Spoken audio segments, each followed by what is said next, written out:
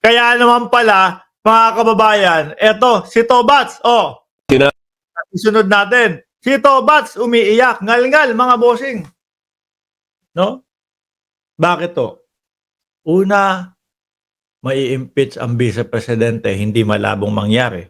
Pangalawa, may kinakaharap na problema, no?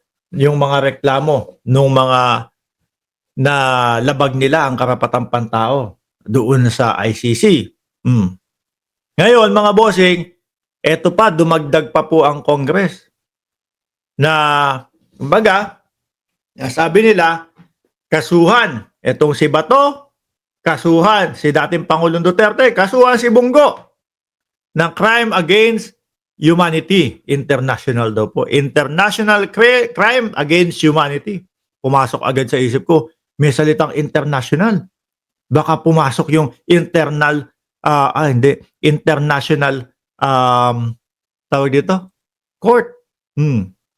International Criminal Court. Ito naman kay Nemesio, ICC, Internal Confidential Corruption ni Sara. Anyway, Bato de la Rosa, mga kababayan, pumapalag ha.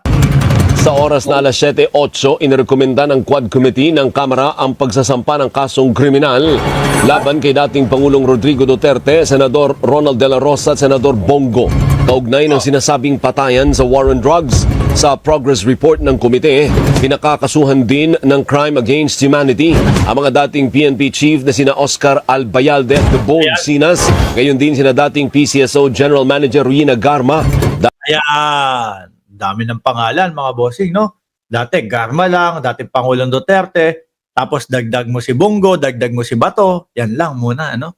Ngayon, kasama na sila De Bolsinas, kasama na sila Albayalde. Pero ang nakikita ko dyan, mga kababayan, malambot yung Garma no? Napapaamin agad Alam niyo po, kung simulat sa pool pa lang po, itinuloy-tuloy ni Royima Garma, mga kababayan, mga bossing. No? Yung pakikipagtulungan po sa Congress, malamang sa alamang ho, mga boss. Mabibigyan to ng pagkakataon na maging ano tawag dito? Siya yung testigo no? Mapapababa ang kaso, mga kababayan. Pero tingin ko, i-offer pa din po sa kanya yon dahil nabanggit nga po ni Secretary of Justice, Crispin Boying Remulla, na pag-uwi, si Clavano ang nagsabi, i-offer pa din sa kanya yung pagiging testigo niya, star witness. Ano po? Biruin nyo yan. Hindi sila umattend, mga kababayan. Hindi sila umattend doon sa mga katanungan, si Bato, si Bongo. Tapos ang sasabihin, ay naku, pinupolitika lang kami niyan. Nandiyan na po yung kaibigan natin, si Laitera. Good evening daw, people. Paki-subscribe nyo nga, paki-follow nyo nga yung kanyang Facebook page na ang pangalan ay, ano yan? Laitera ako. Paki-type mo nga dyan. Tuloy. Dating NAPOLCOM Commissioner Edelberto Leonardo at Arminia Espino alias Muking. Sinabi ni Quad Committee Chairman Robert Ace Barbers na pinakamalaking revelasyon sa 13 pagdinig ng komite ang sinasabing reward system sa kampanya. Alam niyo po mga kababayan, yung pagpapatawag po dito kay Bongo. Yung pagpapatawag po niya kay Bongo, mga kababayan, kay Bato de la Rosa, puntos na nilaho yun, no? Kumbaga, binibigyan po sila ng pagkakataon na ipaliwanag nila yung kanilang sarili. Kaya lang ho, mga bossing, siguro ho ang naisip na din ni Bongo, mapapahiya lang ako dyan. Pag tinanong sa akin yung reward system, sasabihin ko, hindi totoo yan. Tapos, ipe-play lang nila yung video na sinasabi ko ng mga 2019 na interview, merong 500,000 kapag ka buhay, merong 1 million kapag ka tegi, may 2 milyon kapag ka tawag doon? Pagka nanlaban. Ano lang yun, paglalabanin no? Itatanggi niya doon sa hearing. Pero pagkatapos, sasabihin kung hindi si Benny Abante, si Dan Fernandez o baka si Paduano. O kaya kung sino man na congressman doon. Bakit po ganito? Ito, sinasabi mo 2019, merong mga reward system. Kaya yun yung mga nakikita ko na dahilan po niya mga yan, sila Bungo, sila Bato. Kay Bato yata nang galing yung 3 million. Kaya po yun yung nakikita ko mga kababayan kung bakit hindi po sila nagsisi-attendan. Mapapahiya at mapapahiya po. No? Mapapahiya at mapapahiya po. May napaamin na si Madam Luistro. Tuloy. The investigations brought to light a harrowing narrative of abuse of power and institutional impunity during the Duterte administration. Witness testimonies corroborated by... Wait lang. Gusto ko yung tanong ni Ma'am Maria P. Palisok. Tanong lang po, mapapababa po ba yung kaso ng pulis na sumunod sa pagtegi doon sa General PCSO?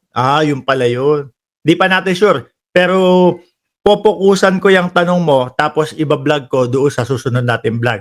Kala ko ang tanong niya mga kababayan, mapapababa ba yung mga kaso o yung mga pulis na pinabayaan ng dating Pangulong Duterte? No? Kasi po madami yan. Madami pong sumunod sa dating Pangulong Duterte. Yung, tegi, yari mo yan. Sabi mo, ng laban. Madami pong lumakas ang loob na pulis natin nun. Paano hindi susunod mga kababayan? Kapag ka ikaw nakategi ng bumabatak para sa presidente, hero ka. No? Pangalawa na magiging dahilan mo na tigihin, sabi ng presidente, udyukan kong manlaban. Utos na naman ng presidente. So ikaw na pulis, syempre gusto mo, sino ba naman ang pulis na ayaw tumaas ang ranggo? Sino ba naman pulis ang ayaw ng extra na sweldo o sa tinatawag na reward? Siyempre gagawin mo lahat yun. So yung pong mga kapulisan na yun, na ngayon po parang nagmistula na pong inabando na mga kababayan dahil dati po, sagot ko kayo! Ngayon, ang sagot na po ni dating Pangulong Duterte, ang pagtegi personal yan. Kumbaga, sarili mo ng problema yan. Yun po, pinanawagan po ng mga congressman yun.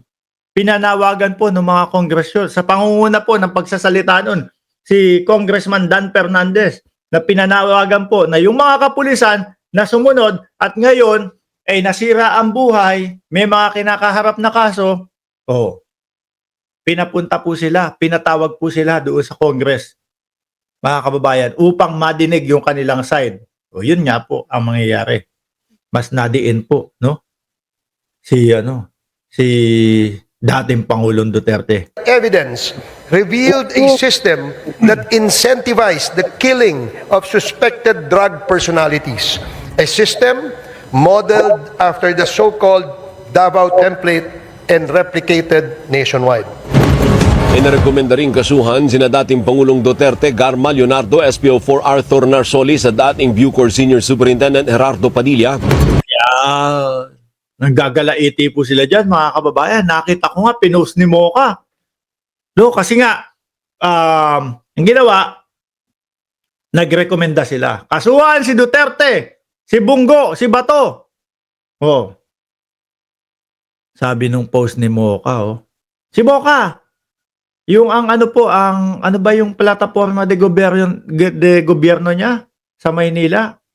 Kasama si Isko. Kaya ako, sabi ko, ano ba tong mga maka-isko ako dati dahil batang Maynila ako. Tondo, Maynila ako pinanganak, mga bossing. No? Diyan po, sa pagitan ng Panday Pira at pagitan po ng Pitong Gatang at ng Pacheco. Yung Franco Street diyan sa Tondo. Bata pa lang po ako, hinihintay ko na yan si Isko. Yung mga nakikita ko ngayon, saglit lang. Ano ba itong mga kasama ni Isko? Cookie ni Mocha. Plataforma de gobyerno. Cookie ni Mocha. Diyos ko, sabi ko, ayoko. Bahala na kayo dyan. Kung ako nga ho, mga bossing, kung tatanungin nyo ako, dyan sa Maynila, no? Dyan ako lumaki. Dyan ako nagkaisip. Lahat-lahat. No? Lumipat kami, Coral Street, Tondo, Maynila pa din. Dyan lang din. Kung ako tatanungin nyo, sino ako? Sasabihin ko na lang, siguro, doon ako kay SB. No? Bakit? Dati talagang solid ako, Isko. No? Hindi na, ang dami ng mga merong mga usaping pagbebenta nung Divisoria, dito naman kay Hani Lacuna, parang salpukan na salpukan. O sige, total si SB naman, batang Maynila, batang Tondo din. Doon tayo sumubok doon sa Pero bahala na sila dyan, mga kababayan.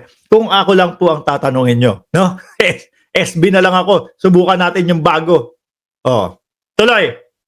Kaugnay ng pagpatay sa 3 bilanggong Chinese sa loob ng Davao Prison and Penal Farm noong 2016, pinaiimbestigahan din na sinasabing koneksyon sa kalakalan sa illegal na droga ni Davao City Congressman Paulo Duterte at dating Presidential Economic Advisor Michael Yang.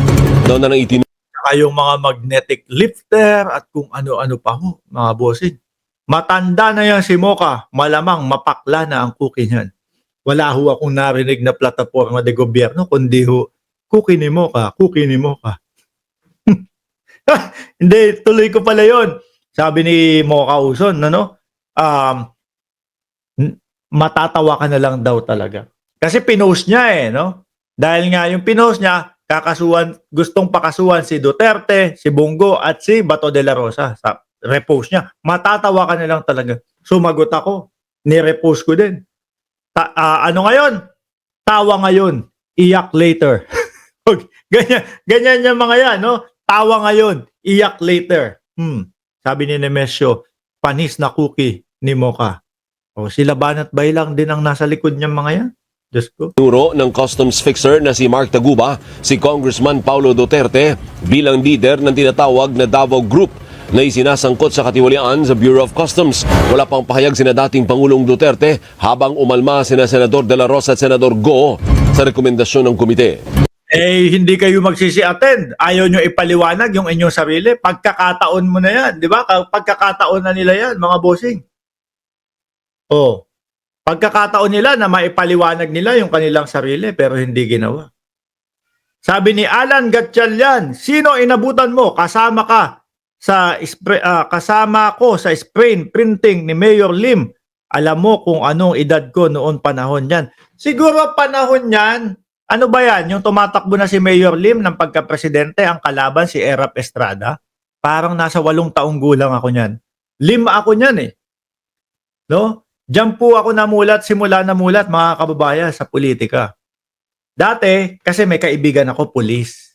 Pulis yung tatay niya. No? Diyan. So sila, maka-erap sila, mga pulis no? Ako naman, Lim. Ang ginawa ko, mga bossing, doon. Siguro itong si Alan Gatchalian, alam o kilala. Yung sila yung sila Mang Peping na nagtitinda ng uling Bumibili pa ako ng sako doon. Bibili ako ng sako tapos lalagyan ko ng pintura. Lim. Yun po, mga ganyang edad ko. No, mga 8 taong gulang ako noon nung kung hindi ako nagkakamali, tumakbo si Mayor Lim ng pagka-presidente versus Erap Estrada.